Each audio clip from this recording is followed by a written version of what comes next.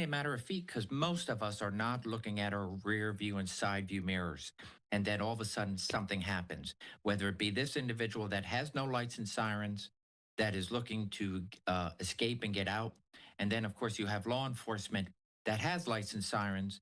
But if you've been in a car and have seen an ambulance, a fire truck, or a police car, that you do not realize that there's lights and sirens up until a couple of car lengths um, in your rearview mirror. So this happens very quick, and Wow. that's why it's very dangerous. And pursuit policies are in place. So unless this person has committed a homicide or some level of a violent felony, um, this is where law enforcement may be like, hey, we got a tag. We'll catch him another day. Let's let him, the driver, uh, do their thing and disappear. And if they don't see law enforcement following them, they'll begin to take further control. Their heart rate will go down and say, okay, let me get out of this car, let me get out of this situation, but I don't need to be so erratic. The erratic behavior, of course, is because this individual is trying to escape capture for whatever it is that the person uh, uh, might have done. And just seeing that one police car, I could only imagine that perhaps that There's no police car cops. did not know, did not hear a communication of what was happening, and thereby all of a sudden here comes this car, this eluding car, and is side by side with the police officer. The police officer only has a moment to react if they didn't know that it was being chased, and now they're realizing what's going on here.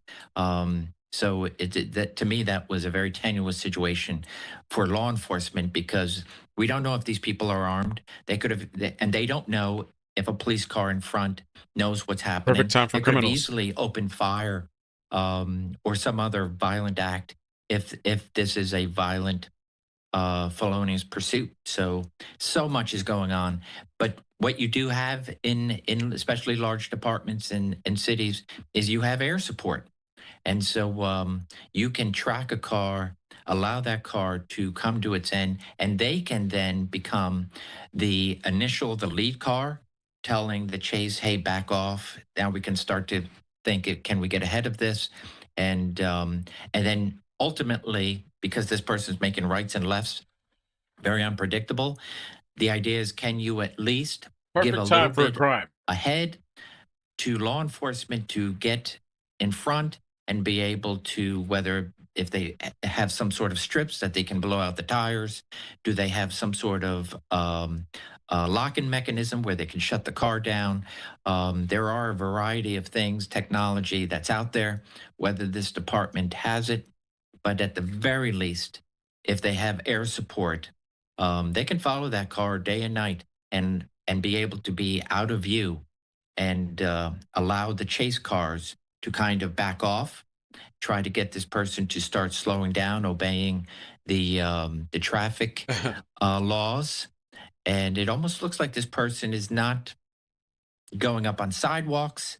So it's possible that that they believe they may not be actively pursued here, which is where you want to put the driver at ease for, and then start thinking ahead. How do you get this car blocked? So, Scott, some details from Fox 11 Los Angeles. They say that the LAPD is on this pursuit. This is a suspect who's believed to have been wanted for reckless driving, and officials have not said if the suspect is wanted for other crimes. But, Scott, just the mere action of running from police, driving as erratically as they have, clipping another car, driving near an officer on foot in a very erratic way. I mean, these things are going to rack up charges, I would assume. So if we're talking about a suspect who's initially wanted for reckless driving, just the mere fact that they're fleeing probably makes The the tire. officers, makes law enforcement want them even more. Am I correct? Yeah, it The absolutely tire, rear tire does. looks bad. But if that is true, that the charge is a traffic charge. Yes, there are plenty of other charges. You now have a police officer who is potentially hurt, had to jump out of the way as we saw that as this car managed Jumped to out of the get way. through. So there are additional charges, and they probably have now risen to the level of felony. Still, I imagine traffic charges, but not knowing LAPD's pursuit policies, I can tell you, at least from my area on the East Coast, that that this would have been terminated from that if it is a traffic violation. And we've seen these here. We cover these all the time on Live Now from Fox. So we appreciate you, as always, Scott, for continuing to be with us. I want to replay that moment, though. No, Stu. If you're going to stay with us here as we're still watching this pursuit happen. Well, let's hang on to this for just a second with the chopper being able to zoom in. We're getting a better vantage point. Smoking. It appears that person is vaping. Smoking, vaping. Yeah. Vaping. Yeah. Smoke it up. Smoke it. Final smoke before being taken into custody. Smoke it up. Smoke potentially it. At this Smoke point. Saturdays. So that's the closest we've had that shot on the close in there. So wanted to hang on to that for a second. But as you said, it doesn't appear that there are any officers in the immediate vicinity around them. No traffic. But as we're watching this unfold here, we've seen some of these chases end with a car potentially driving into a parking garage or a mall or a place where there are a lot of cars where they can seemingly get lost. I have to ask you now, Scott, are law enforcement able to follow up and eventually find that person? Because once they go into a parking garage or any sort of mechanism, our cameras, we can't see them anymore. Sometimes it appears that the police either follow them in and it's some attempt, but usually if they're so far behind, they don't even know that it appears to know that they are not following them immediately on the tail. So with those love to watch your channels, Mel. Sending love to you. I'm sleepy right now, but thank you so much. I appreciate the vibe. Thank you for the support. Able to follow up thank you, Joey. And find that person.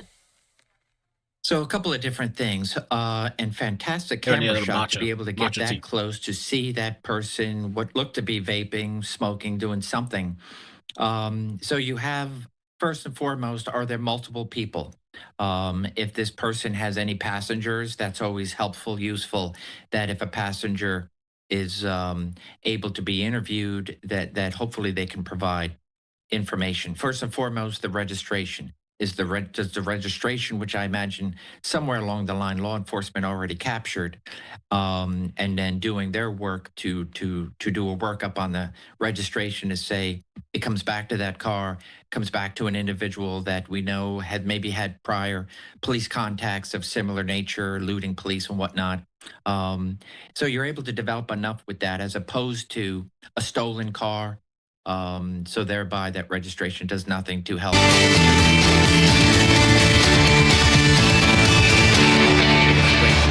A registration tag, a license plate that's taken off one car and put on another, which is often if you're going to commit crimes, etc.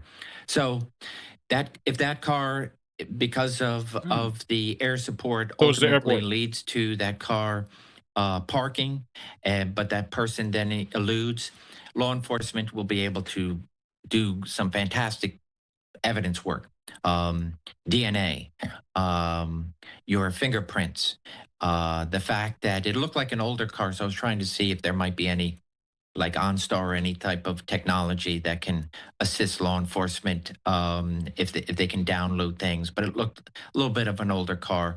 And if it's parked in a garage, they'll be able to see if there are any types of surveillance video and be able to work their way out from the last known area of that car being stopped, parking lot, a parking garage, or just on a street. And then, of course, if air support is able to follow it, and this person actually will drive into their driveway and park it in front of their house, even better. You know, this is the tricky thing with some of these pursuits. We saw that they were starting to creep up on what I would assume would be airspace that's under the control of the airport nearby. It appears that the chopper has lost visual with the pursuit. If we get the pursuit back, we'll try and bring that to you at another time. We do, and it looks like they did have a second chopper ready to go. So maybe they had, this is a replay. This is a replay. Okay, so this is the moment where the suspect fled. This very bizarre moment, sitting right next to a LAPD vehicle, Another officer will come up on foot, you'll see. It looked like this person was either trying to get around traffic or... And there's the police on foot, and that's where things get crazy. He tears the front bumper. Bro, he almost got run over. Like this person was either trying to get around traffic or... And there's the police on foot, and that's where things get crazy. He tears the front bumper off of an innocent bystander's vehicle, and then he takes off. And so, Scott, you've been very generous with your time tonight. We very much appreciate you. One final question before we go. We don't have a visual of the pursuit live anymore, sadly, but I'll end it on these protests that we still have a live image of, by the way. Scott, if you will, what questions do you have about the protest activity as we head into the evening hours? What are you going to be watching for in the coming hours? Y'all go home. Yeah, ultimately, first and foremost, looking at social media, right? There are law enforcement analysts that I believe are in play looking at social media to see if we're seeing an escalation where there might be a call out to getting people to these areas. That's not a good thing for law enforcement. It's not a good thing for people to be following any of those social media mandates to come out in numbers. And so I would be looking to see that law enforcement continues to maintain its call for de-escalation, just because time is on their side as long as the numbers are not increasing. If they start to see people increasing in numbers to where there's anger as opposed to I just want to peacefully protest, that makes it worse for law enforcement because they become furthermore outnumbered, and it's a lose-lose situation. So I see them putting a plan in place, looking at the analytical aspects to see if they're seeing a call for violence, escalation of individuals and whatnot, and then continue with their forming a line and being able to literally push this line to the point that people are going to be dispersed, leave, and as an end result for those that continue to resist will be locked up, and okay. You'll have. So they lost the chase due to media. Media lost it. Well, I literally sat down to eat and I got up and ran because I saw the chase. It's crazy, bro. But yeah, I'm gonna chill for a little bit. I'm gonna relax because I was feeling kind of sleepy too. Gonna chill, have some little tea. But thank you guys so much, and stay tuned for tonight. Whatever happens, all right? Love you. Bye. Bloop, bloop. Thanks for coming back.